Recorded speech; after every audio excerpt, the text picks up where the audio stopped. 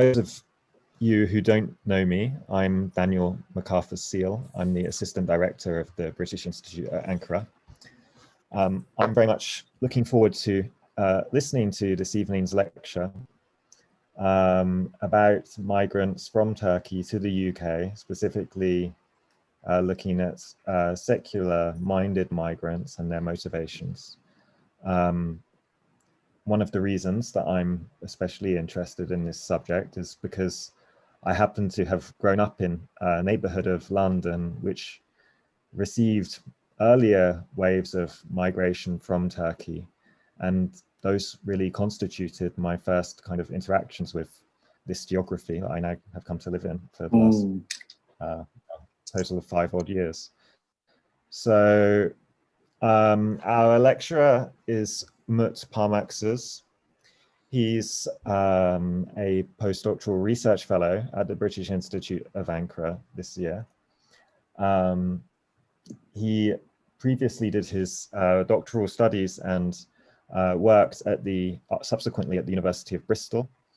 Our discussant is Besim Zırh at Middle East Technical University, who also has been interested in this subject of migration and diaspora for a long time.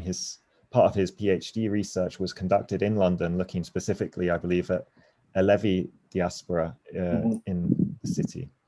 So I'm looking forward to a very, I think there'll be a constructive discussion afterwards, which we of course invite the audience to participate in. A few things to inform the audience of just before we begin. Firstly, you'll notice that your video and microphones are all automatically turned off in this format, this webinar format. But as I mentioned, you're welcome to use the chat to communicate with the panelists or with each other. When it comes to question and answers though, or if you have any questions during the lecture, use the Q&A button to save your questions. It's much easier for me to follow the questions from there rather than if you put your question in the chat, they might end up being swamped by subsequent comments. Otherwise, this lecture is also being recorded and streamed live on YouTube. So if you happen to miss anything, or you're impressed and want to tell a friend to watch it later, you can find, you'll be able to find a recording of the lecture on the BIAA's YouTube channel.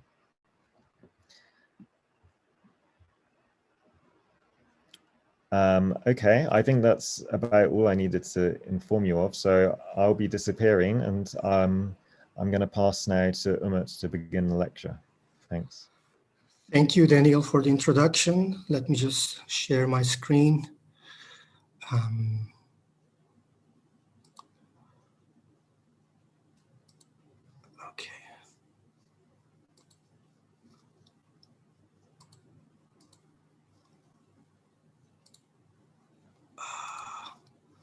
Can I just make sure that everybody can see the slide? It's looking good, yeah. All right, thanks you.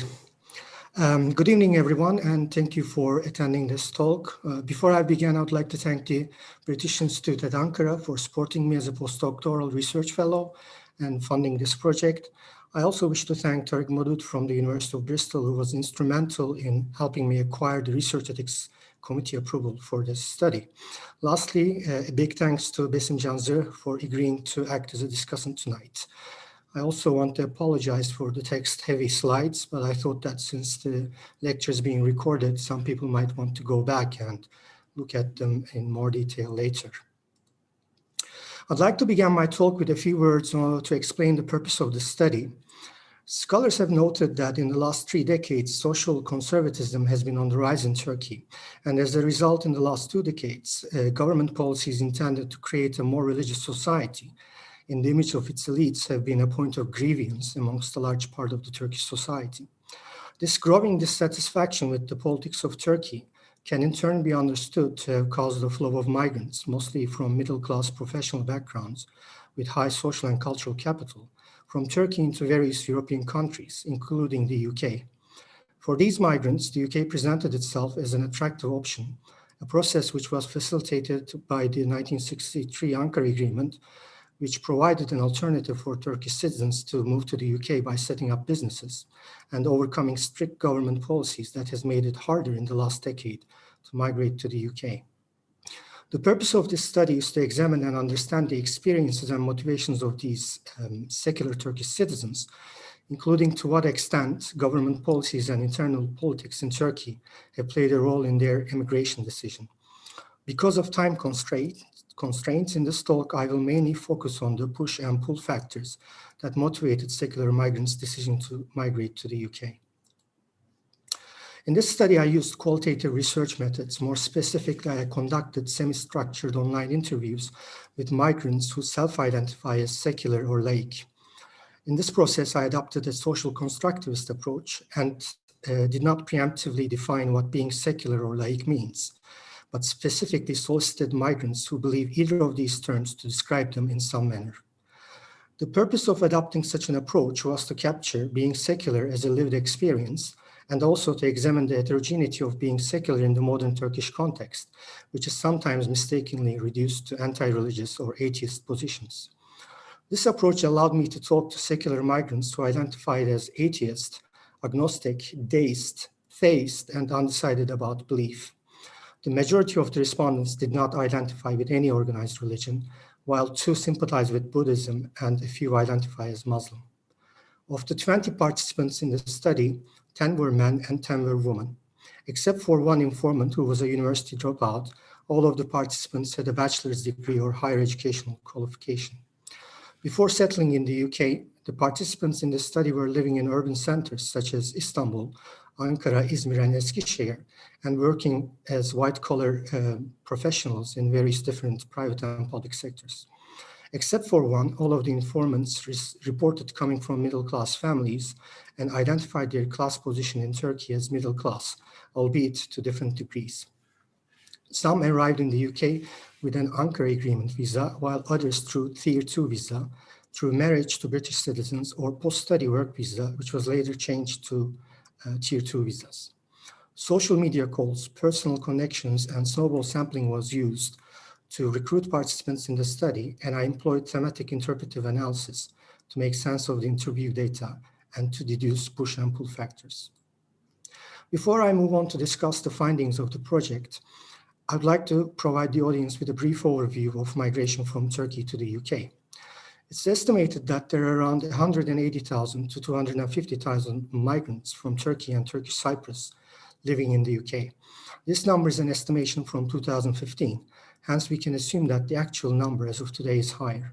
Unfortunately, we don't have the current official numbers, but compared with migration from other predominantly Muslim societies, Turkish citizens do not constitute a large community in the UK, unlike in Germany, Netherlands, or other European countries. Historically, migration of Turks and migration from Turkey to UK is understood to have occurred in various waves. The first wave is generally considered to be the migration of Turks to the UK from Cyprus as a Commonwealth country, whereas the second wave consisted of Turks from Turkey who migrated for economic and political reasons in the 1980s. And the third wave is usually described as the Kurds from Turkey who moved after the 1990s, when many Kurdish activists came to the UK as asylum seekers. In recent years, it's argued that we can also talk about a new wave of migration, especially since 2009, when Turkish citizens were given the right to apply for Ankara agreement visas from outside the UK. According to BIAA, the number of Turkish citizens who were granted Ankara agreement visas between 2002 and 2019 were 56,000. This research project proposes that amongst this new group of migrants, there are those who have migrated based on a reaction to successive Turkish governments' efforts to deepen and extend the reach of what I call the Islamonormative social and cultural order of Turkey. Now, moving on to the main findings of the study, I will now summarize the main pull and push factors for these secular migrants. Push and pull factors are the most commonly used basic framework of understanding international migration.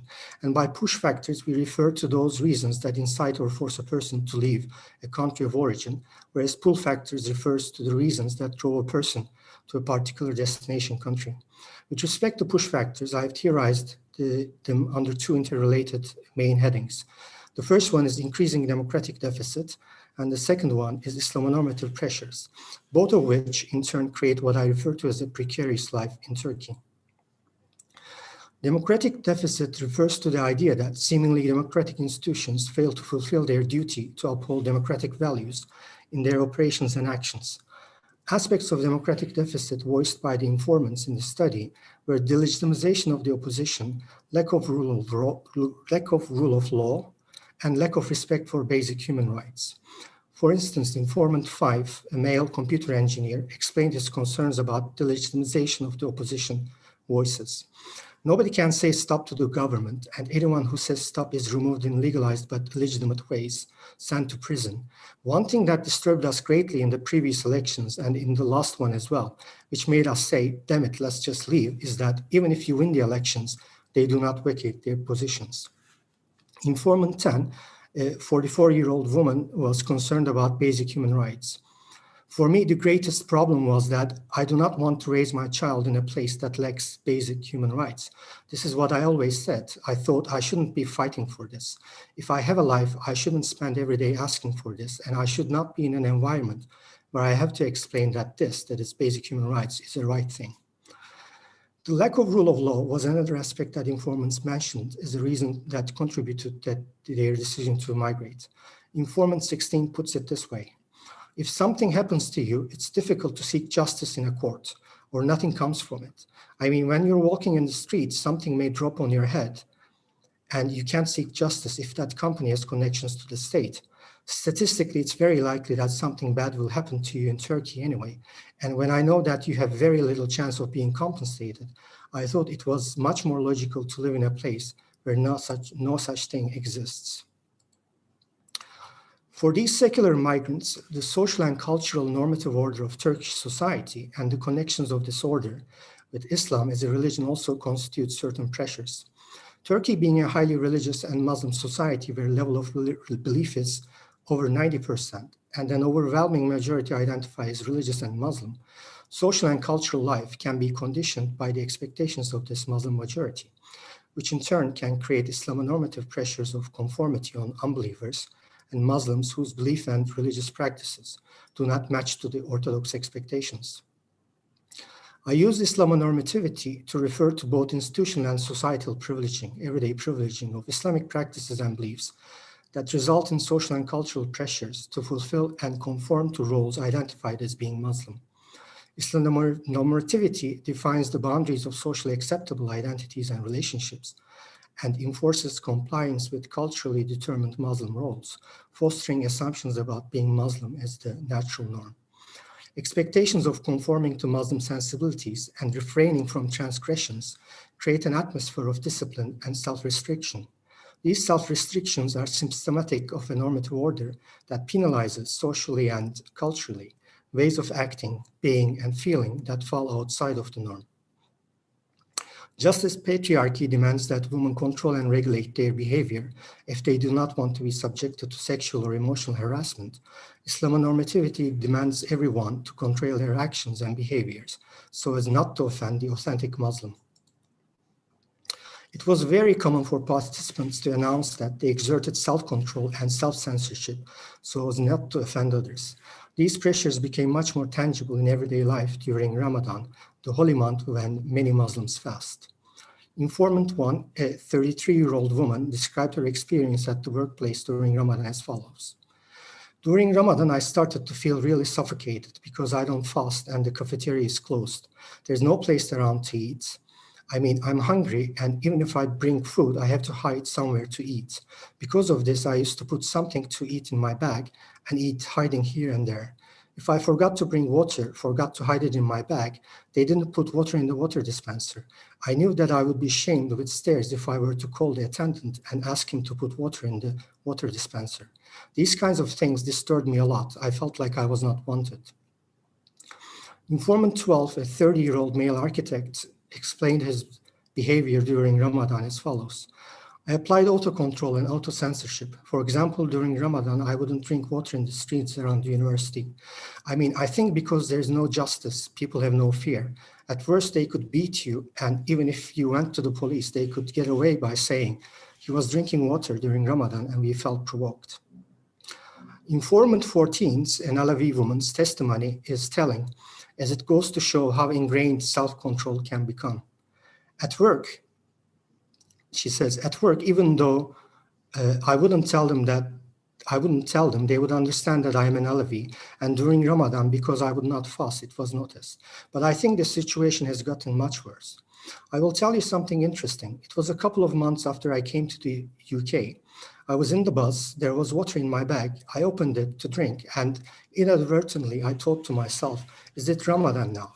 Then I snapped suddenly, what am I saying? The second major area where Islamonormative expectations created pressures was gender norms and relations. Informant 11 shared his traumatic experience as a student as follows. We had gone to Istanbul while in university. While my then girlfriend and I were kissing around Galata Tower, someone came up to me, poked my shoulder and said, there's a family here, you can't do that here. So we bent our necks and apologized and sat down. I mean, it's such a trauma that I still remember this event. Informant 1, a woman, explained how her dress became a problem for her employers. As a woman, I lived my life with a poker face and without getting into political matters. I learned to be a bit of a chameleon, but my dress started to be a problem. What I was wearing was trousers and a blouse on top, nothing like a short skirt or an armless top. I was warned in the first month, can you be more careful about your dress? There are some complaints from the municipalities. All the municipalities I worked with were AKP. I was like, what kind of complaint can come? I'm wearing trousers and a blouse. But they said it would be more appropriate if you could wear something that covers your hips. Informant 7, who worked at a government ministry, reported how, as a woman, they were conscious about their behavior. When we were going to the cafeteria, we would pass by the masjid, and we tried not to make any noise with our heels. We used to walk on our toes very slowly on Fridays. The prevalence of normative power of dress codes and behavior can lead to peer pressures as well. Informant 8, a woman, 35 years old, originally from Izmir, noted that, especially in the last 5 or 6 years, people around me were telling me not to say certain things in public, or do not do this, do not wear a mini short, do not walk around like this, etc. To be exposed to these, even from my family, really affected my motivation, and I believed that I could live a much comfortable life abroad. Another common theme that emerged in the analysis of how pressure was exerted by the public was the glance or the stare. The glance or the stare is a common and effective way of communicating dissent and disapproval, which in turn creates a disciplinary pressure to conform. And it was commonplace for informants to report such nonverbal aggression in public spaces through glances or stares. For women, the disciplinary power of the glance was much more severely felt. Informant 1 shared her experience of public transport while commuting to work. In the bus, there were only 3 women. Every time it was full of men, and I was being harassed. They stared at me constantly. And in a very hot weather, I'm wearing a cardigan and putting a shawl over my shoulders. I used to work like that at work too, so no one would say anything. For Informant 8, a 35-year-old woman from Izmir, a city which is known to be more liberal, the situation was not different. I didn't drive a car for a long time, but the looks and the stares I had to endure at the bus stop, at the subway, was enough for me. As time passed, even my family, who raised me with a very open mind, came to the same mindset. They started to tell me not to get on the bus dressed like this, or isn't this short a bit too short? You will get on the bus and the subway. Why don't you wear something longer? Informant 7 summarized the conditions for many women. As a woman in Turkey, autocontrol is in our minds. We have determined the things we can wear, but we are still harassed with looks and stares. Interestingly, it wasn't only women who reported being subjected to such nonverbal aggression. Informant 16, a man, reported a similar experience. In Istanbul, the last place I lived was near Kartal, and it was a very conservative place. Therefore, when I wore shorts, I could get noticed. People whom you could tell were very religious stared directly at you in the streets. These kinds of things could happen. I asked the participants if they thought that these patriarchal and traditional gender norms are a result of government action. The participants recognized that the Turkish society was always patriarchal and women's equality was always problematic. But they also thought that in the new period, this was made particularly worse as a result of the normalization of unequal gender statuses. The informants made references to various statements attributed to AKP politicians as evidence. Informant 15, a 38-year-old woman, said, "The role that's assigned to women is that they should stay at home, look after the children.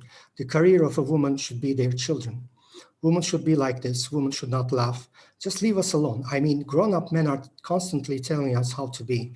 I don't remember that these things were being voiced so much before the AKP period."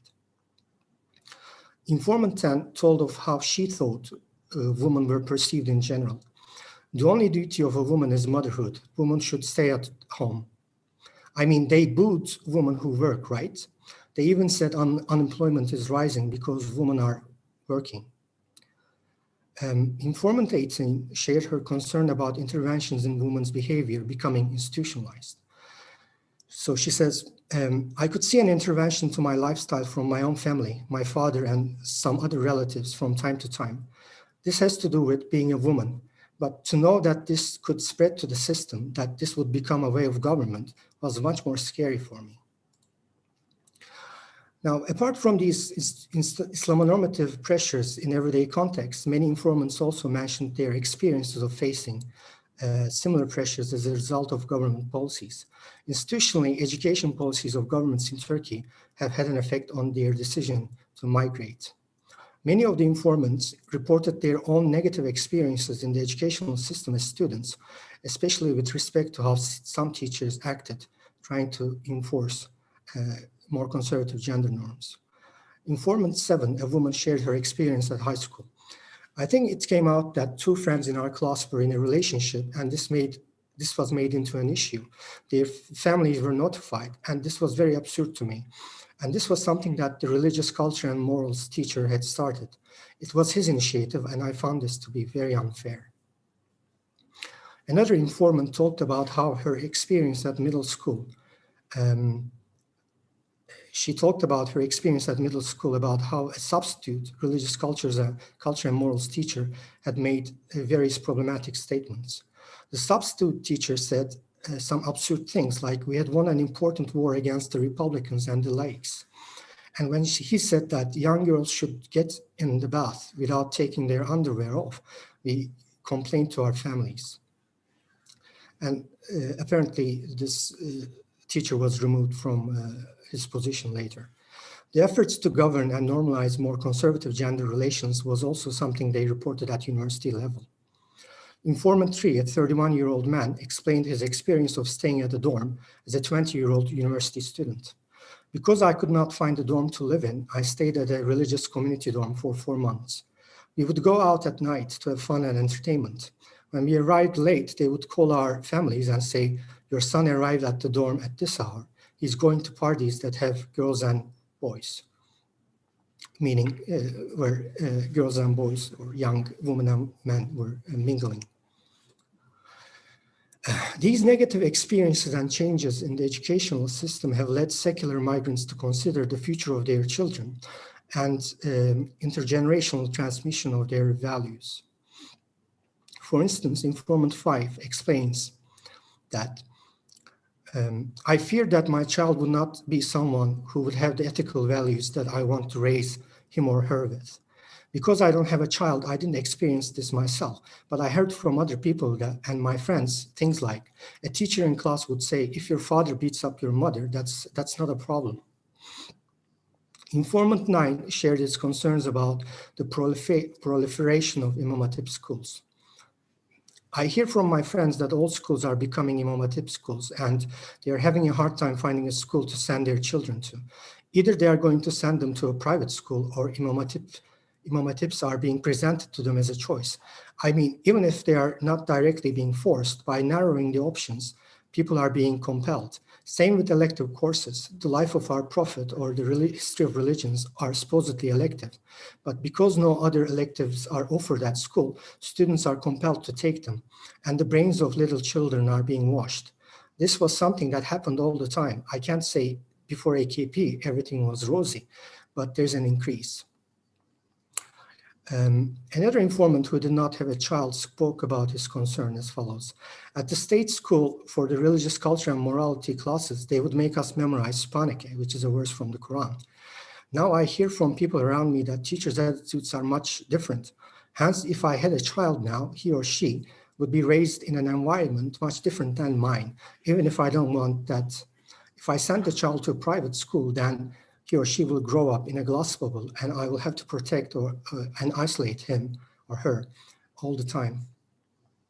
Interestingly, another issue that informants problematized as an Islamonormative intervention in education was the removal of evolution from the high school curriculum in 2017 by the government. This delegitimization of evolution as a valid subject affected professionals in the educational system.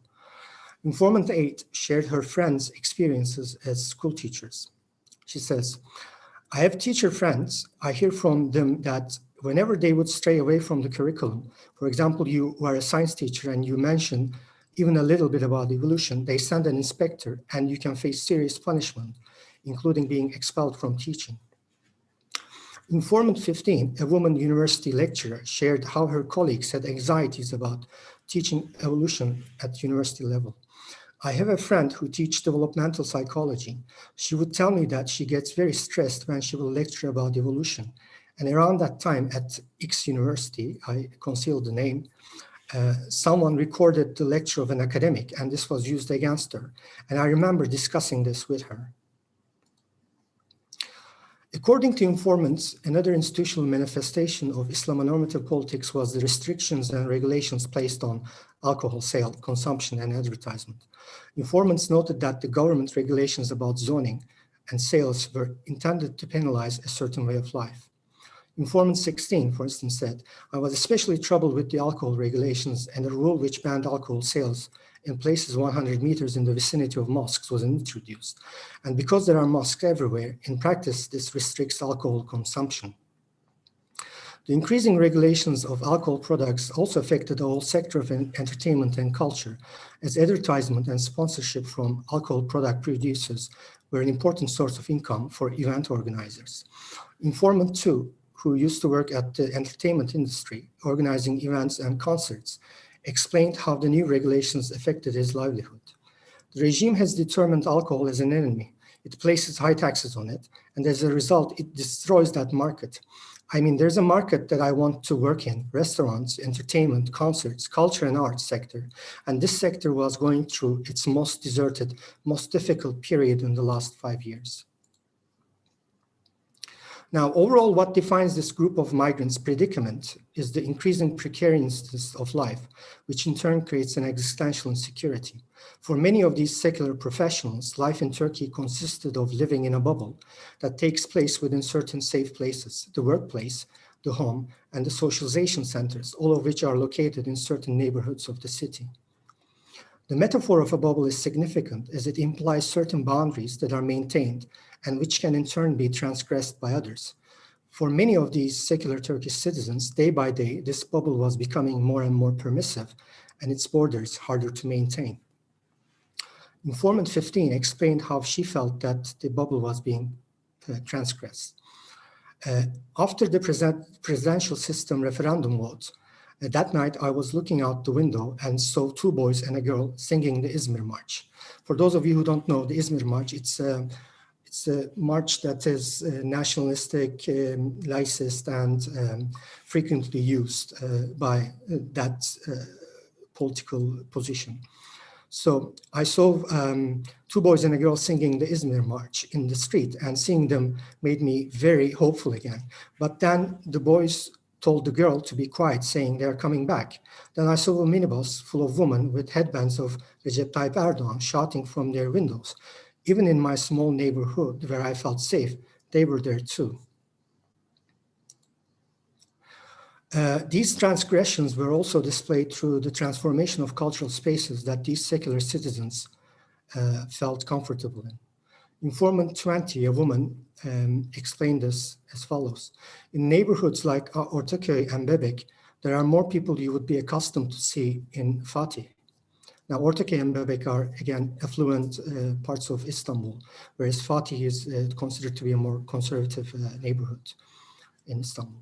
Some cafeterias in Üsküdar are places where you would feel uncomfortable even if you came in with trousers and long shirts, because everyone is wearing trench coats and have their heads covered.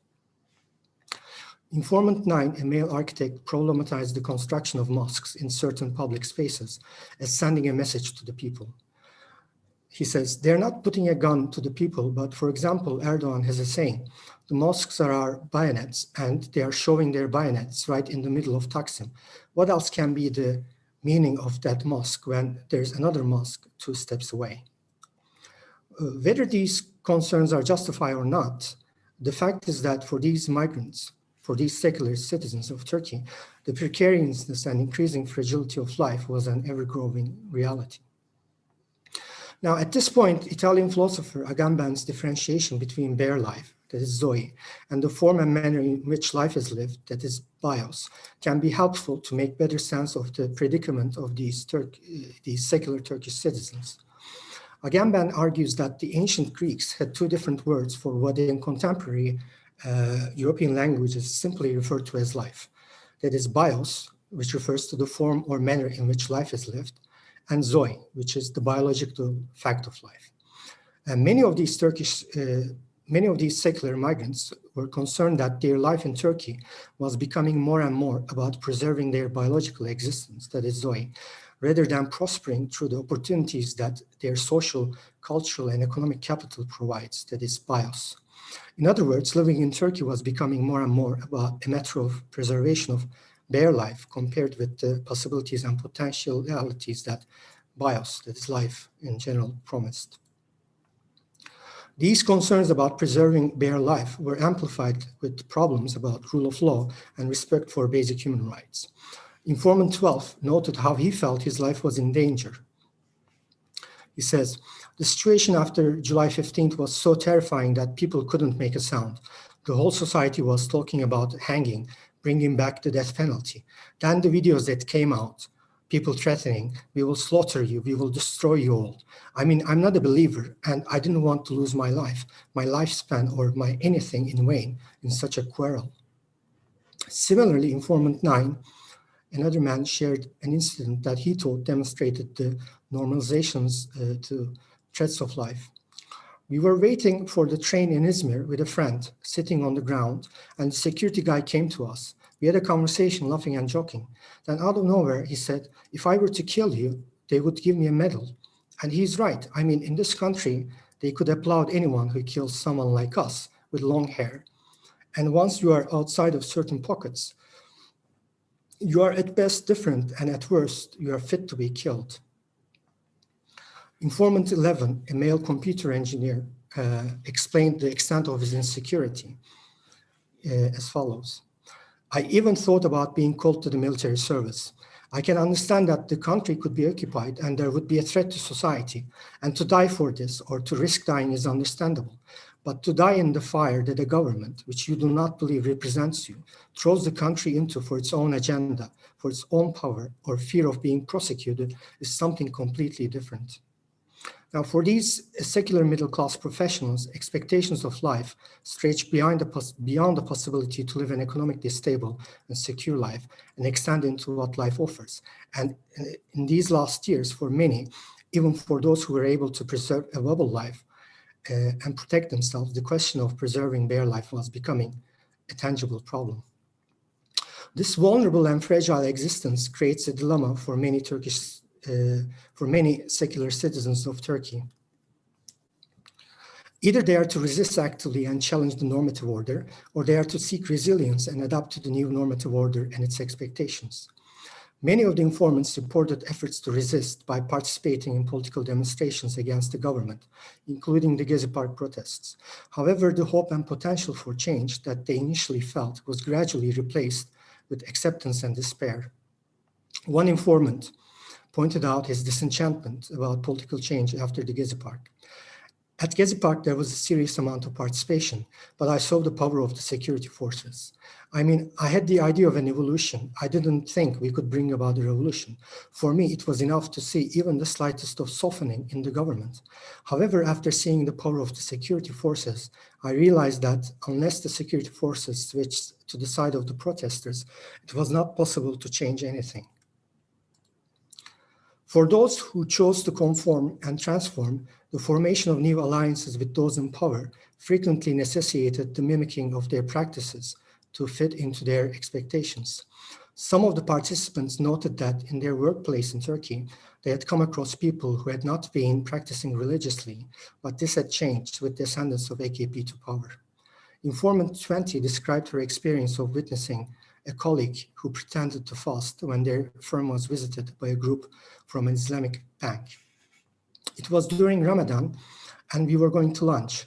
That friend was also there, the one I saw later as an administrator at Bank X. This is the same bank that this group of people were coming from. I asked him if he was fasting, and he said, yes, I am. Later, I saw him smoking outside, which he thought was a contradiction. She thought that it was a contradiction. In one instance, informant 17, who worked at a semi-autonomous government body, noted how Islamonormative power had an effect on people's behavior. I had a friend whom I knew for a long time. He would not go to Friday prayers, but he started to go. The same with fasting. I had friends who did not fast, and all of a sudden, everybody started fasting. I mean, who am I to judge them?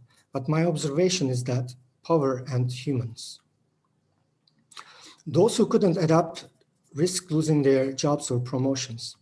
Informant 5 spoke about a female friend of his who was a lawyer working at a state company. So this happened during a debate that took place in Turkey when the government introduced a new law to separate bars, that is legal associations in major cities, into different bars. So they could be divided into bars that were sympathetic to the government and bars that were not. So they bring a document to the girl, this is the woman who's working at a state firm, about the bar association division debates. They tell her to sign it. She says, I won't sign this, I don't believe in it. So they tell her, fine, you will bear the consequences. And the next day, they transfer her to a different position. And she was happy thinking that at least they didn't send her to another city.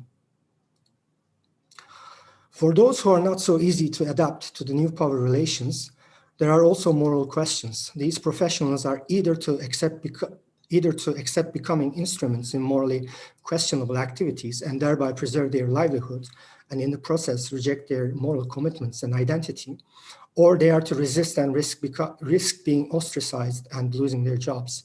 Because the Turkish economy is very centralized, it's almost impossible for these secular, high-skilled professionals to avoid or distance themselves from nepotism or crony capitalism. Informant 6, who worked at a private bank, explained how she was forced to provide privileged treatment to companies close to the government. So she says, there were things I did not like.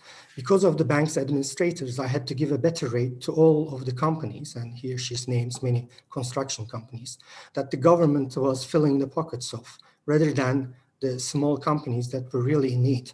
And this is something that saddened me greatly. Another informant who worked at an NGO that had access to international funds for refugees described her despair. She said, there's a fund, and I know that this fund is being wasted by others. They would inflate the price of things and transfer money to their vault.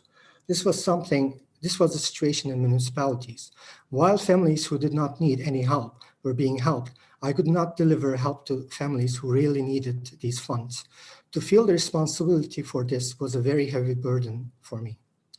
Overall, increasing nepotism and Islamonormative pressures invalidates these secular middle-class professionals' hard-earned social and cultural capital.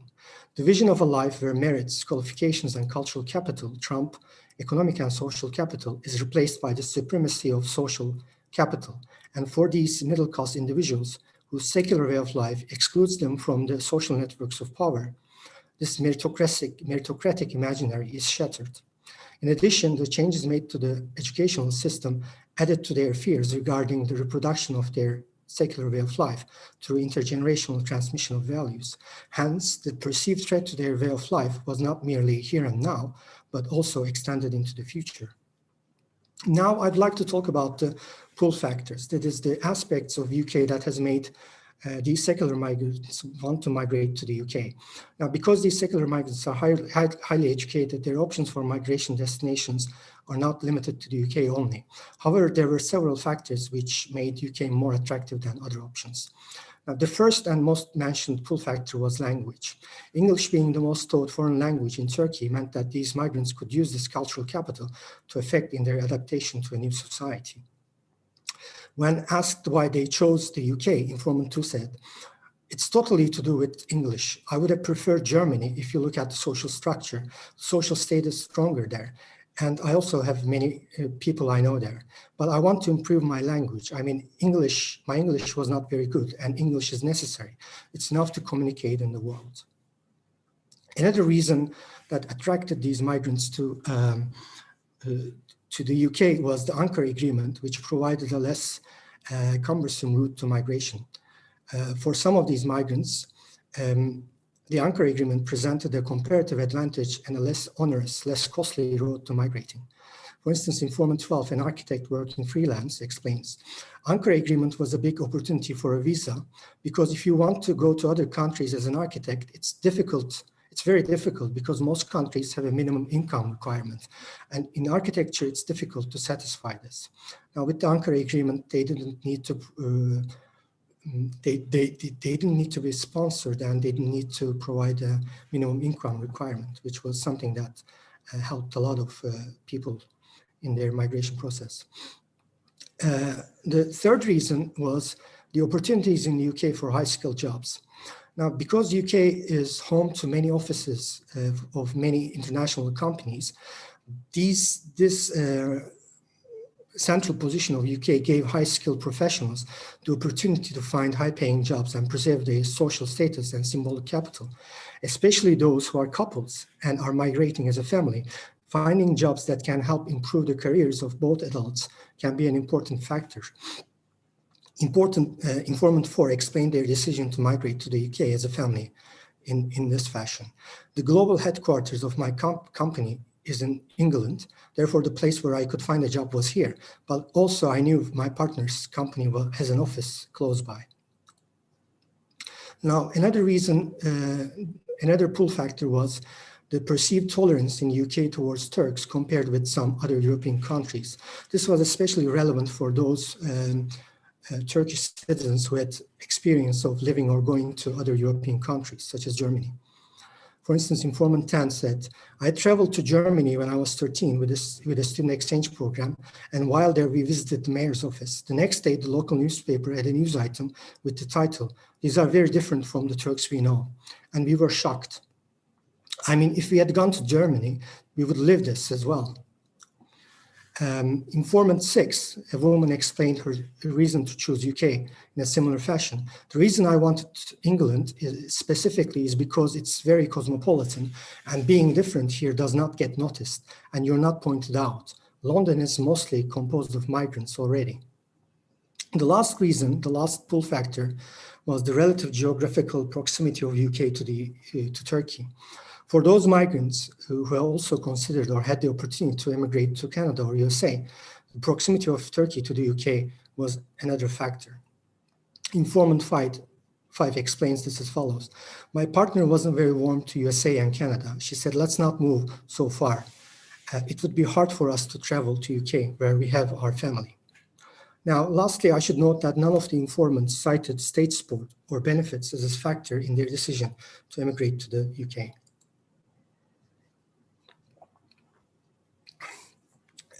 Given that life in Turkey for these secular professionals was increasingly defined by a precarious life, it's worth asking if life in UK had improvements in this regard. Now, the precarious life in Turkey is much diminished in the UK, especially with regard to the vulnerability of preserving their bare life. Informants reported a higher sense of existential security due to a confidence in the rule of law and equality in treatment. For example, informant 16, a man said, the idea of being in a place where rule of law works much better is something that makes me feel much more secure. Informant 17, who had an experience with the legal system in the UK, said, when I go to court, I can see that the state exists for the people, because even when you call the police, they see you as a customer. They sent us a survey to see if we were happy with the police's service. There are many different and good things here. There is law and justice, freedom of thought, respect for human rights. Because of these, I feel I belong and much closer here. For women, the difference is much more noticeable. Many women informants reported that they felt more secure and comfortable in the UK. Moreover, the kind of auto-control and restrictions that they had exerted over themselves in terms of adhering to more conservative codes of dressing or behavior were diminished. Informant 15, a woman academic, explained how her behavior changed as follows. I can ride a bicycle here after it gets dark, but something like this wouldn't cross my mind in Turkey. I mean, my mind is very relaxed. Similarly, Informant 6 said, when I get on a taxi here, I don't feel compelled to text the license number of the taxi to my partner or to my friends. Informant 18 explained how she felt more relaxed about her outfits. Although I am older, now I dress more comfortably here. Life in the UK for those who migrated via the Ankara Agreement can be significantly more difficult and precarious, especially in the first year, compared to the migrants who moved with a sponsored, high-skilled job visa, whereas Tier 2 visa migrants have a certain level of job and income security and can benefit from support networks provided by their companies that hired them. Ankara Agreement migrants have to generate their own income and work through the bureaucracy largely on their own. These difficulties are most acute during the first stages of settling in the UK, when they have to set up a business and at the end of the first year make an application to extend their visas by demonstrating that they're able to run a successful business. At this stage, social capital and solidarity amongst immigrants in the UK can be key to their future. Many of the informants reported that when they first arrived in the UK, they shared accommodation with friends who had migrated before them, until they could take care of bureaucratic paperwork. An informant who wanted to move from the shared house to a flat of his own explained that he could not rent a place, even though he was willing to pay the rent upfront, because he was being asked to provide his credit score, which was virtually impossible for him because he had just been living in the country for a couple of months. So Informant 2 explained how he went around this problem. We rented our house from a Polish real estate agent, and because, like us, the Polish say, okay, give us the rent for 6 months, the rest we can handle later. This kind of collaboration between immigrants is essential for many in the initial stages of the migration, not only in terms of finding a place to live, but also for generating income. Another informant, an architect, pointed out how his connections helped. When I first arrived here, even though I had experience and a good portfolio of work, and many international and national awards, when you apply for contracts, you don't have a chance because they don't know you. For the first 6 months, I did some jobs that my other Turkish architect friends were passing on to me. As a result of these difficulties, migrants can end up working in jobs that they are overqualified for, merely for subsistence and to preserve their Ankara Agreement visa status. One of the interviewees participants described how she had to work in a restaurant to support herself, as she couldn't do the business that she was supposed to be doing with her Ankara Agreement visa. I met a restaurant owner from northern Iraq, and he trusted me because I'm a Kurd and gave me a job, although I don't have the right to work. I worked as a waitress in his restaurant. However, while ethnic ties are an important asset, the ethnic economy is also prone to exploitation. Informant 3 explained how he was exploited by his ethnic brethren. When I first arrived, I worked at the furniture store of a Turk. I used to work for £150 a week. I mean, I worked all day long and they paid me £150 a week. Consequently, that was a period I hated. Another aspect that adds to the precarious status of Ankara Agreement migrants is the regulations about Ankara Agreement itself, or the visa regime itself. One of the informants described his experience of dealing with the Home Office as going through a tunnel as it's collapsing.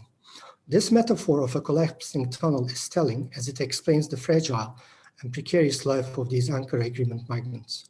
Informant 12 says, especially after Brexit and the hostile environment policy, there's a growing xenophobic wave, and we are trying to go through a tunnel before it collapses on us. We're trying to get indefinite leave to remain and citizenship, but the tunnel is getting narrower.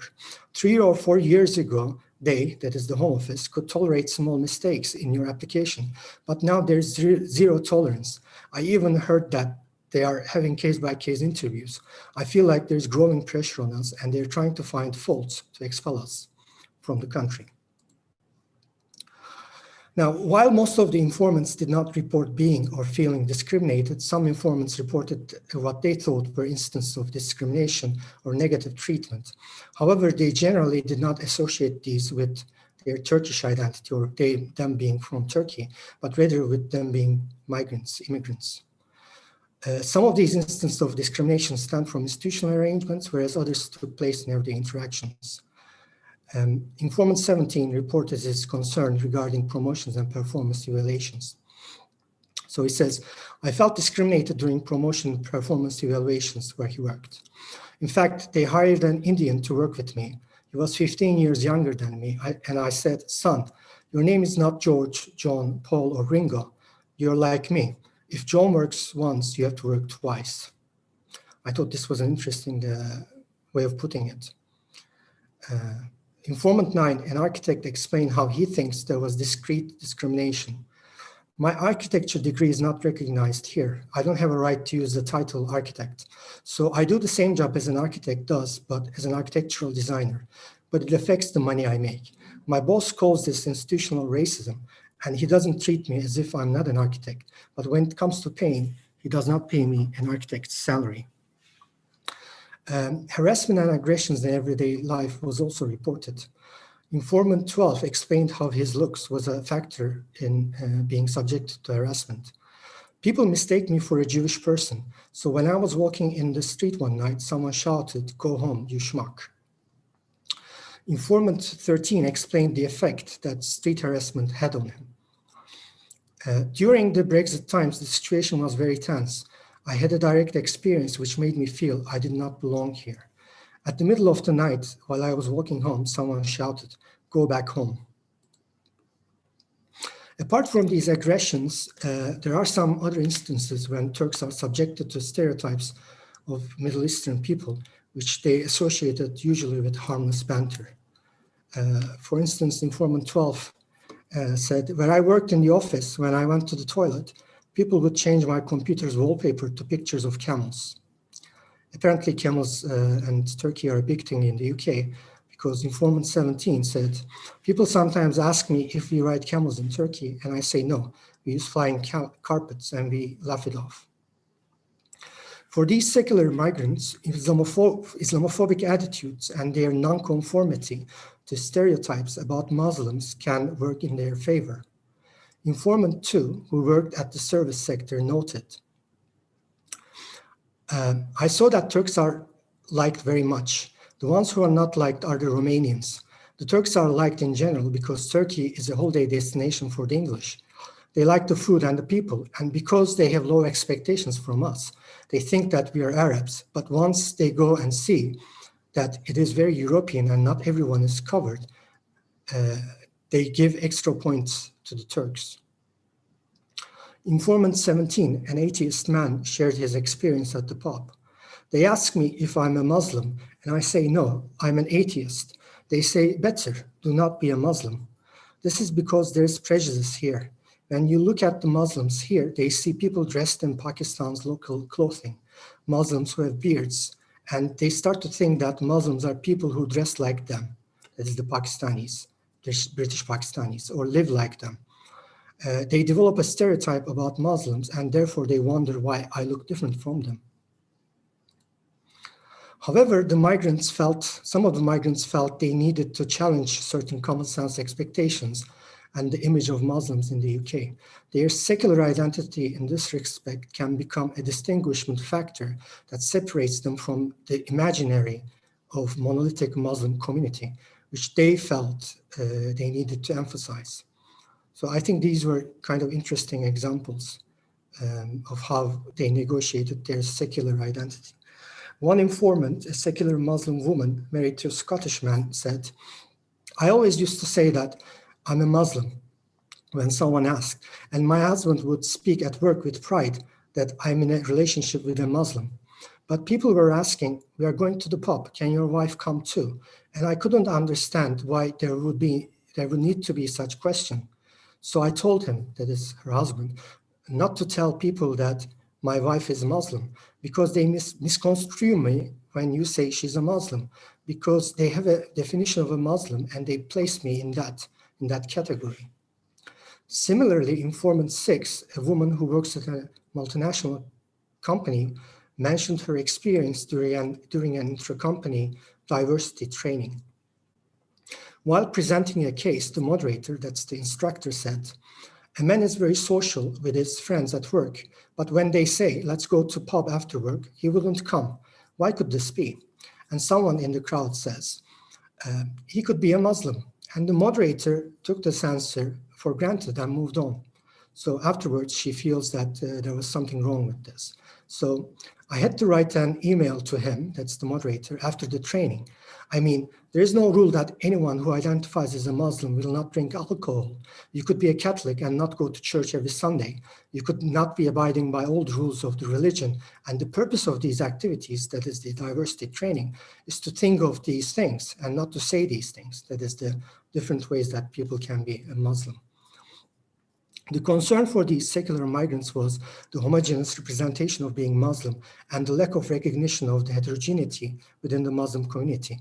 For these secular Turkish citizens, most of whom had grown up in Muslim households, which were either non-practicing or had liberal interpretations of religious rules, the expectations, either good intentioned or not, that a Muslim ought to live according to the letter of the religion was a misrepresentation and a misrecognition. Incidentally and ironically, something that they also witnessed in Turkey from other Muslims.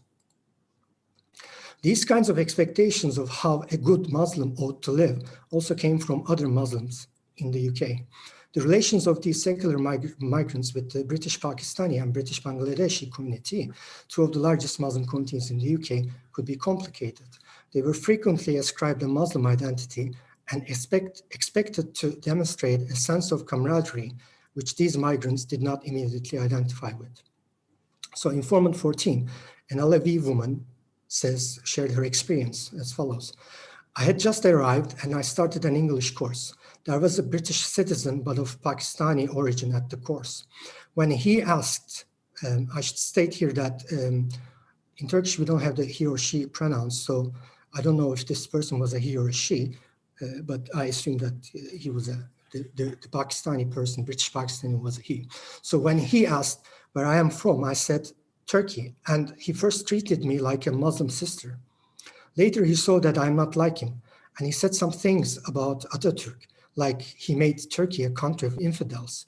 And he also treated me like I'm not a real Muslim. I mean, because I'm a Muslim in his mind, he said something like laik Muslim or phony Muslim. Informant 18, a woman married to a British Bangladeshi, explained her complicated relationship with her husband's family as follows.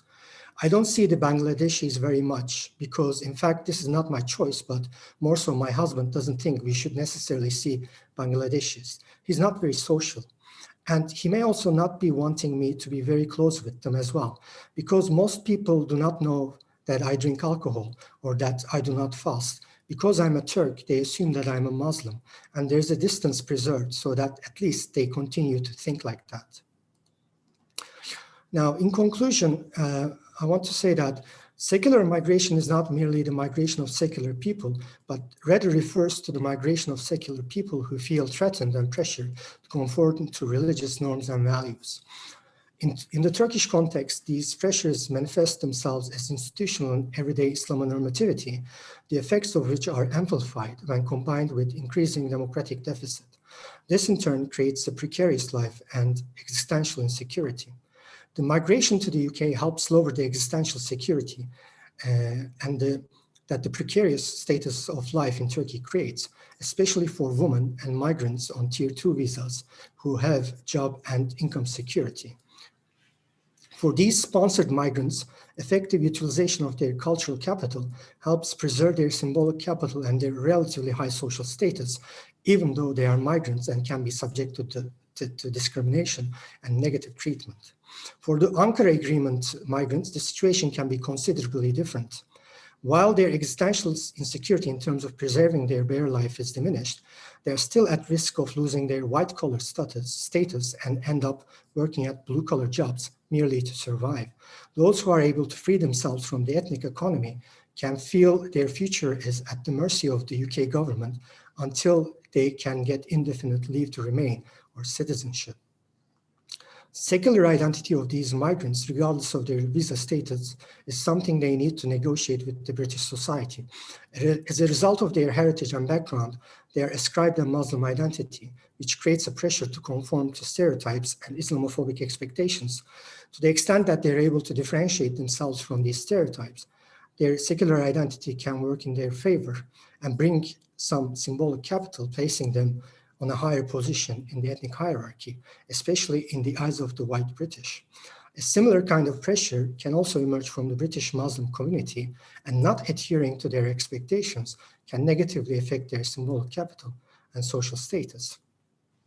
Lastly, I think I should say that for these secular migrants, this effort to differentiate themselves from other Muslims is not merely about acquiring symbolic capital and a form of positioning, but more so about correcting a misrecognition or a misrepresentation about being Muslim. Thank you for listening. And now I will stop sharing my screen.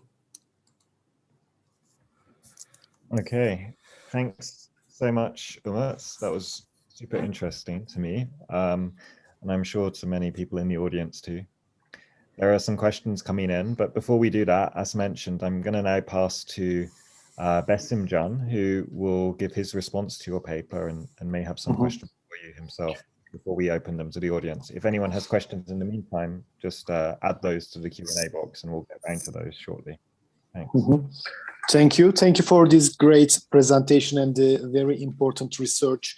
How I understand the main research question, to what extent governmental policies, a set of governmental policies, in your case, you try to conceptualize as Islamonormative, which social and cultural transformation of Turkish societies during the last 2 decades, and how this set of policies can influence the decision to emigrate, decision to leave a country, and especially for the specific sectors of the Turkish society.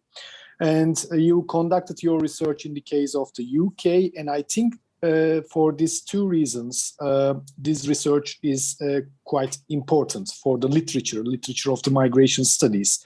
First of all, the UK, in that case, which means basically London as one of the 3 global cities, as Saskia Sassen discussed at the beginning of the 90s, and the UK, London, has always been a very interesting sui generis destination in the history of emigration from Turkey since the 60s. And for instance, Tayfun Atay, a Turkish anthropologist, published a very interesting book in 2008, Türkler, Kürtler, Kıbrıslılar, İngiltere'de Türkçe yaşamak, Living Turkish in the UK, Turks, Kurds, and Cypriots, but in that case, the Turkish Cypriots. And in that case, the UK is quite different than the other continental popular destination, because in terms of ethnic identity positionality, this keyword Turkish-speaking communities makes the UK and the intra and inter-ethnic relations quite different than the rest of the other countries. And Faruk Eskioğlu, he's a Turkish journalist living in London more than 3 decades. He has published a very interesting book in Turkish, Londra'da Bizimkiler, Ours in London, which is a 3-volume social history based on the photographs, the letters, the biographies, and etc. And this also indicates, and quite parallel to your presentation, there are very different waves in terms of Turkish-speaking immigrants to the UK. In that sense, London, the UK, is quite an interesting and important destination to understand international migration from Turkey. And secondly, the overall context of your research is important, not to understand this particular destination, but to understand transformation and the changes of the Turkish society. In that case, I think that this metaphor, tunnel, becoming narrower and narrower, is quite interesting, because this is quite the psychology in Turkish societies now. And the London, because of the Ankara agreement, was one of the last door open for the people coming from certain sectors in Turkey, the last door to exit. And on the other hand, I think we can follow the psychology quite back to 2008. Some people prefer to translate it anxious modern, or some people prefer to translate as worried modern, which was the research conducted by Binnaz Toprak for Konda company. And then Binnaz Toprak revised the title in 2016 as scared or panic modern. I mean, which was after the Gezi, as you mentioned in your research. I think then Ezgi Başaran, intellectual secular exodus, she conceptualized this psychology in 2017 in a column she wrote for the Washington Post, and unfortunately she had to leave the country as a journalist in 2016. Or Banu Şenay in 2013, long distance Kemalism, try to understand this anxious psychology in Australia among the secular background Turkish immigrants. Or one of the newest publication, I mean, it was a test written for German-Turkish master program at my university, Middle East Technical University, new waivers. I mean, the research conducted by Matthew Joseph Casper in Berlin, and on one single bar, horse bar, and established by two new waivers coming from Turkey, and the bar interestingly turned into a kind of nodal point for the people together to get some information, try to build the social networks, and etc. And they are coming from quite an interesting background. In that sense, I think as a destination, your research is important to understand this very particular destination. And secondly, to understand these new waivers as a new international migration from Turkey, especially after the Gezi protest. And there's an article just published in this month by Gül Üret, a Turkish golden visa investor in Greece, in Athens, and published in this month. So there are newly emerging destinations, and the Greece and Athens is one of these new destinations. So this is my reading of your research or your presentation, and I try to contextualize just very few notes and a question, maybe to open this QA part. In your methodology, 10 men and 10 women, they are coming from high educational backgrounds, different stratas of middle class, but education-based achieved status, as far as I understand. And there are different visa status like the tier 1, tier 2, and Ankara agreement, and etc. But it was a bit difficult for me to understand your sampling because you didn't mention age, generation. For instance, these people, all they were in Turkey during the Gezi protest, or some of them younger or older. And secondly, related to this, the year of migration will be important to understand what they were saying for me. And as a third point, I know London as a destination, and there are this Kurdish and Alevi, it's heavily dominated by Kurdish and Alevi migration since the mid-80s. And in that sense, it would be, could be interesting to know the ethnic and religious background of your sampling. In that sense, my question, maybe some of the participants I expect to be graduate students designing or conducting their research.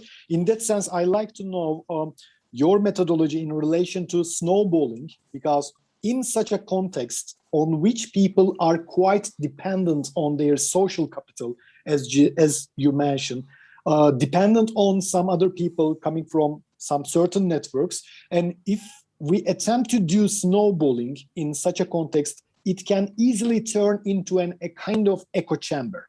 That's, in that sense, it would be important to understand your sampling clearly, to be able to understand, who these people actually are, to be able to understand their, narratives.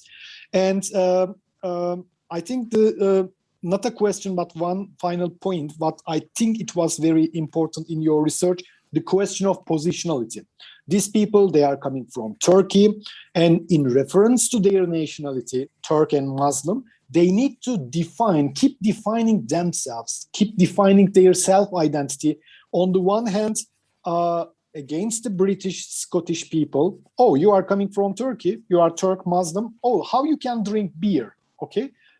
I'm from Turkey, but yes, I'm Muslim, but kind of self-defensive definition. And secondly, against other immigrants from some other, Islamic countries like Pakistan and Bangladeshi, they need to explain themselves about their, behaviors or whatever it is. And so this positionality, I think it is quite interesting, because most probably you're sampling these people for the first time in their life, they experience something as such in the case of this in the context of migration, which most probably would bring a kind of new strategy to position themselves according to different actors, quite different than Turkey, which brings some questions about identity. Okay, I'm going to stop here, and just to remind my question, snowballing is very important strategy for us. But on the other hand, it can easily turn into a kind of echo chamber, from person A to B and C, but we are just traveling in one single network. In that sense, I would like to know, your strategy in conducting snowballing. Thank you very much. Thank you, Besim Can, for the. Sorry, Daniel. I was just saying thank you, and yeah, please go ahead. Thank you, Besim Can, for the comments and the questions. So with respect to age, you're right, I forgot to mention that, but the sample group was from late 20s to early 50s, so these people were coming from different age groups. They weren't all very young or very old. Year of migration, the same. There were some people who migrated in the last year and a half, and they were actually in a very bad position because they ended up with COVID, especially those who migrated with Ankara agreement. They were in a very precarious position. But there were also people who moved in 2008 and even as early as 2003. So it was a range of different year of migration. In terms of ethnic and religious background, now, I wasn't able to talk a lot about their approach to religion and their relationship with Islam, even though this was a part of it. This was like a big part of the interviews that I conducted because of time constraints in this presentation. Now, I could say that almost all of them had grown up in a household where either at least one of the parents identified as Muslim and was practicing in some respect. One of them, in her own words, said that she grew up in a very radically Muslim family where women and men were supposed to eat in different rooms. But in general, their families were either low-level public servants or private sector white-collar workers. So in terms of social mobility, them being university graduates, and they were able to kind of like move up the ladder and into a better economic position. But in terms of religious upbringing, they always said that they were never pressured by their family, but they did grow up in a Muslim family where they were able to see people fasting. Some of their parents were praying 5 times a day. Some of them themselves tried to fast when they were younger. At some point in their life, they identified as Muslim, some of them. And I should say that at least 3 of them still identified as Muslim, even though their identification with Islam, in their own words, were more cultural rather than what you would say, a kind of like a belief in the teachings of Quran. Because what I observed from these people in terms of their approach to religion was, especially in terms of their falling out from Islam, because some of them actually read the Quran or were being taught about Islam from their teachers at school. They said that some of the things that they heard or read didn't fit with their values. So what they had was they had a set of values as to how to be moral or how to act and behave. And the religious teachings of that they were being subjected to didn't fit with them. Whereas you could also think about the opposite, where someone is being socialized into a religion and they form their morality and their values or their decision-making on those religious norms as well. So another point I should point out is that these people were not Kemalist or hardcore CHP voters. In fact, many of them said that, some of them said that they didn't like the term laik because they thought it was ideologically loaded in Turkey. They preferred secular, whereas others said laik is fine with me. They didn't really matter. It didn't really matter that much. Most of them problematized the state of democracy in Turkey before the rise of AKP into power. They didn't think that it wasn't problematic. One interesting thing was I asked them when they were, for instance, most of them were students during the headscarf debates at the start of 2000 and 2010s, right? So I asked them what they thought when they were at university. And most of them said they thought that there shouldn't be a ban on the headscarf. Some of them said that they didn't really care, but they regretted that when their friends were not allowed into lectures or to the graduation ceremony, that they didn't do anything, right? So they didn't really think about it that much, but later on they came to regret that they didn't do anything because they thought it was unfair. And some of them actively supported the abolishment of the ban. There was only one person that I spoke to who supported the ban in the 2000s, and who still does, because she thought that the headscarf wasn't really about religious belief, but it was more political. Now, I should state that these people were not atheists as well. There were some atheists, but predominantly they were believers, even though most of them, there was a differentiation between tastes, people who believed in a God, but didn't identify with the religion, but they would have certain rituals and practices like praying to a God. And their conception of God was not like a transcendental God who was judging us and who would be rewarding or punishing us in the afterlife.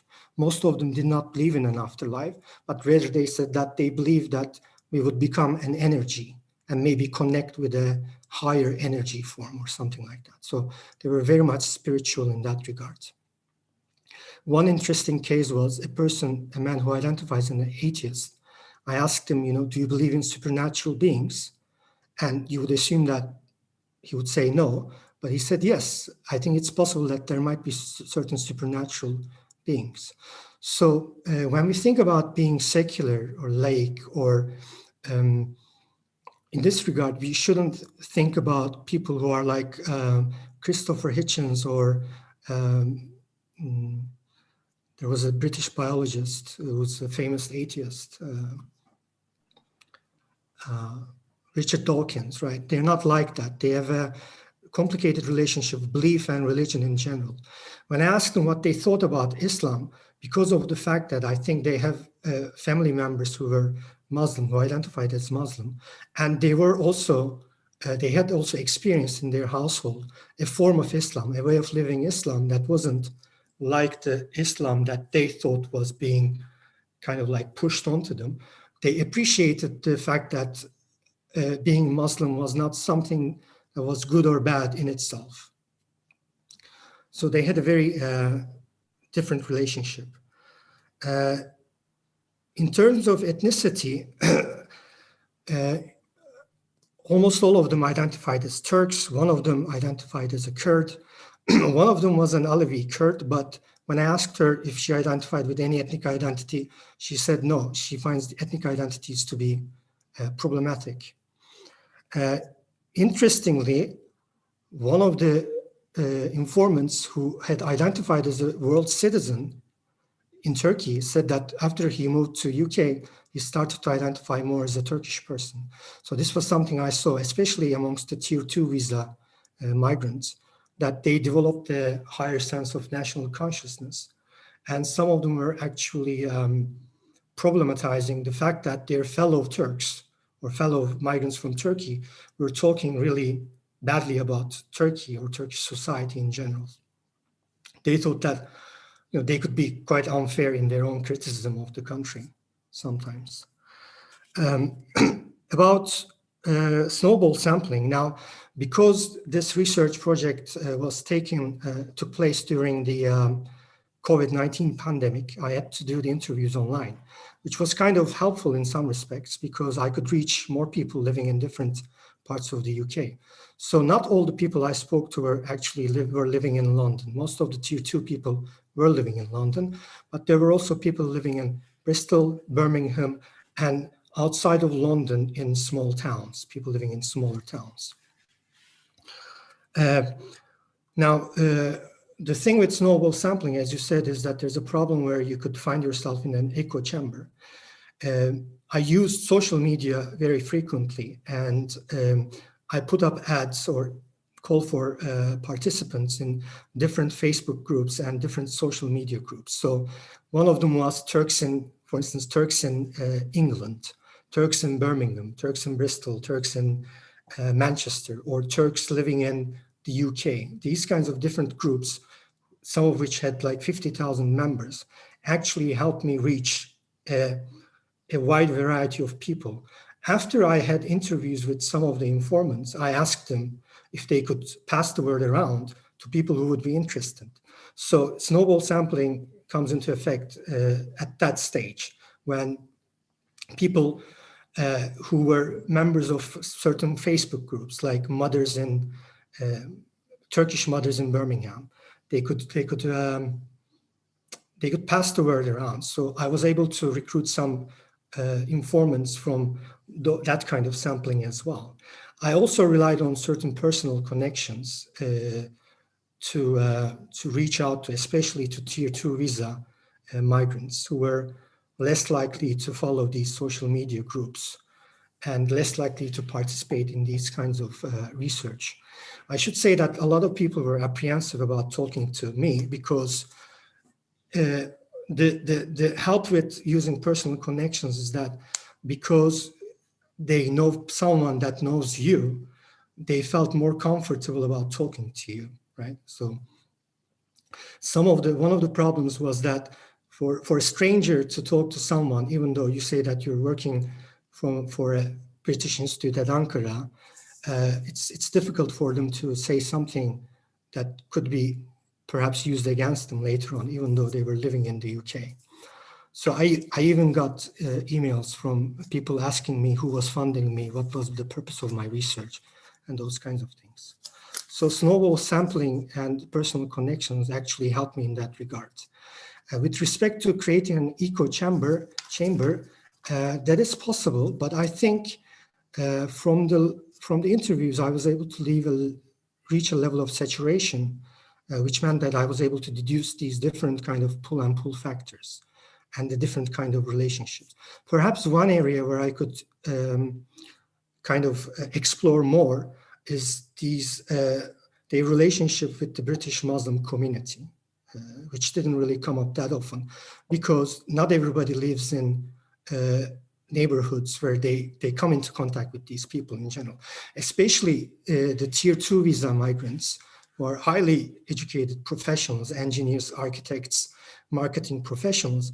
Their work environment doesn't usually consist of British people anyway. Their workplace friends or colleagues are usually from other European countries or China or United States. So I don't know if that answered your question. Thank you. Yeah, I think that was great. I want to get some questions from the audience in, starting with Elif Aktash. They asked one general question: what do your interviewees think about their migration itself? Are they happy to migrate, or do they feel forced to do that? And another question from Elif: what is the place of economic factors in migration? Do your interviews attribute any importance to the better economic conditions in the UK? So in general, I would say that there's a mix of happiness in the UK. Like I said, a lot of the anxieties regarding preserving their bare life, the existence in Turkey, was diminished, and women felt much more comfortable being happier in the UK. But also, depending on their position, whether or not they're on a tier 2 visa, which means that they're sponsored by a company that actually pays a really good salary, because to be sponsored by, to have a tier 2 visa, you have to be sponsored by a licensed company, and they have to pay a certain amount of salary, which is above a certain threshold.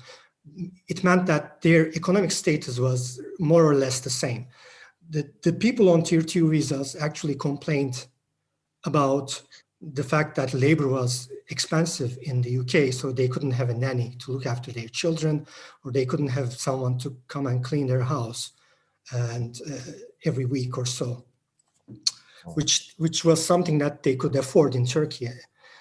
They also said that, you know, their quality of life was better in terms of spending power, but because life in the UK is organized differently. For instance, people living in London are much more expected to use public transport, whereas using their own cars. For these migrants who are used to living in Ankara, Istanbul, or Izmir, riding their BMWs, Audis, or good cars, the fact that they had to use buses and subways was something they didn't necessarily complain, but kind of like a change.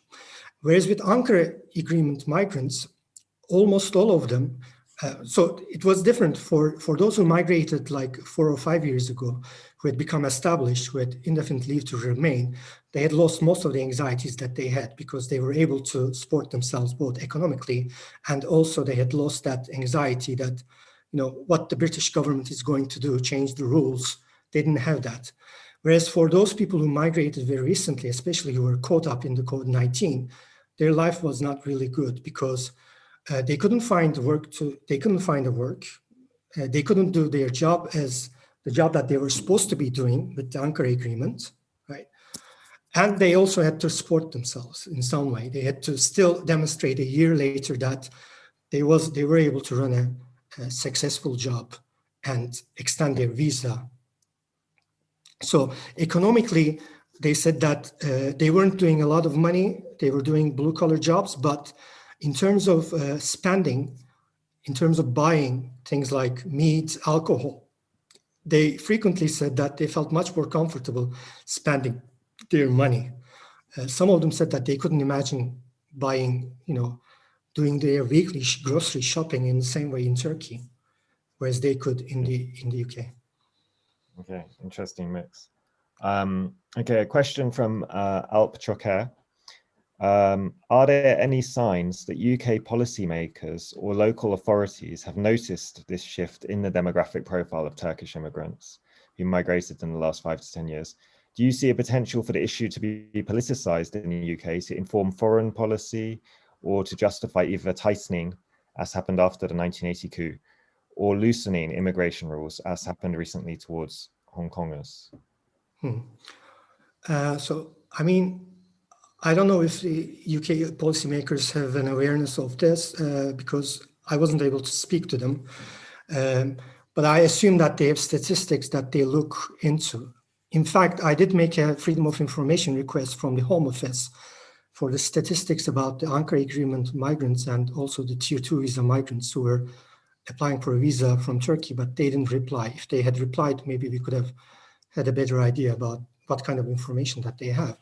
But I don't think there's going to be any easing up because these Turkish secular people feel kind of threatened in Turkey. I don't think the immigration policy in the UK is determined by whether or not people feel threatened, because if you look at asylum seekers in the UK, their position is actually can be quite bad because of government policies. And asylum seekers are coming from, most of them are coming from various countries where there is actual, you know, wars. So could it be politicized? I mean, during Brexit, Turkey's potential membership in European Union was actually politicized. So it was used against it was used to promote Brexit by certain parties of Nigel Farage, and I think the Conservative Party also used that. But as we all know, I mean, Turkey becoming a member of the UK, becoming a member of the European Union is not very likely, not only because Turkey has its own problems, but also there's very little willingness from the EU to accept Turkey. So I don't think it's going to become something politicized by the British government in their relationship with Turkey. Okay. Just because there's quite a few more questions, but I'm going to be a bit selective because of the lack of time. So Mehmet Rauf Kesici asks 3 questions, but I think the one that we should address is the last one, which is, do you have any findings associated with distinctions between sub-ethnic groups, Kurds, Turks, Turkish Cypriots, in terms of push-pull factors? And if I could take the liberty of adding to that, I was wondering how specifically these newer self-identified Turkish migrants interact with previous waves of migrants in the city, and how they feel about their prior Turkish migrants or Kurdish migrants from Turkey. Yeah, so none of the informants that I spoke to were from Turkish Cyprus. So this research cannot say anything about that. Also, I didn't solicit based on ethnic identity. So I didn't pick people based on their ethnic identity. And the sampling turned out to be that they were predominantly of Turkish origin. Like I said, one was Kurdish. One actually had a Middle Eastern parent, which I will not say now because it could reveal their identity, but he also identified as a Turkish person. He didn't identify as Xen Turkish, for instance. They didn't have any problem with saying that they were Turkish. So in terms of sub-ethnicities and the differences between their experiences, this study cannot say anything. In terms of their relationship with the Turkish community, that's something I also looked into, which I couldn't tell in the presentation.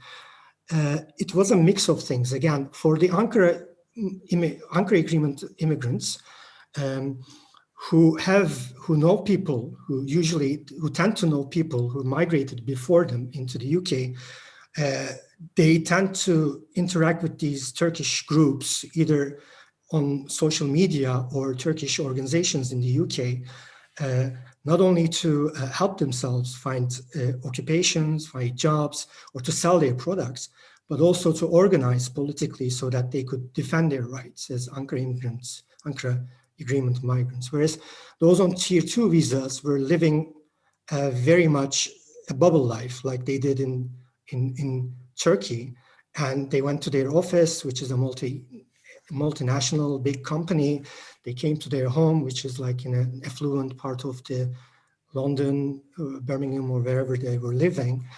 So they chose not to interact with the Turkish community as such, but they did have connections with Turkish people living in London, in other parts of the city, who were like them in terms of their social and cultural status. Some of them said that they avoided interacting with Turkish people intentionally, whereas others said they just didn't feel like they had a need to do so. So it's kind of like a mix of things. And one informant actually said, someone who moved with Ankara Agreement about 5 or 6 years ago, he said that I used to talk with Ankara Agreement migrants when I first arrived in the UK. But after a while, I saw that the level of people, so to speak, was becoming different. So they were asking really simple questions about moving to the UK. So I stopped talking to them. Okay. And if we can just squeeze in one last question, there's one interesting one from John Moreton, who says, firstly, thanks for an excellent talk. I believe the DNS is active in the Turkish diaspora in Western Europe. And I wondered if you heard anything from your various informants about their possible fears of being monitored or even threatened by the DNS or AK Party supporters after a move to the UK. No, none of the respondents said anything about being monitored. And this might have to do with the fact that most of them are not Muslims anyway, so they don't need to go and practice religion, go to a mosque, or interact with the Muslim community in the UK, so they might not be under the radar, so to speak. But none of them said any fears that they would be monitored. But like I said, they were apprehensive about talking to a researcher about their secular identity and also their decision to migrate, especially their experiences in Turkey. Okay. I think there are more questions, but we're somewhat over time. So I think that anyone who did have an unanswered question, or anyone who didn't have time to ask a question, would probably be welcome to contact Umut, whose email is available on the British Institute at Ankara website. I think that was a great lecture. I'm very appreciative for Umut for giving his time, and for Besim for his insightful comments. It's the discussion that I'm sure we'll see continuing into the future. And thanks to everyone who came.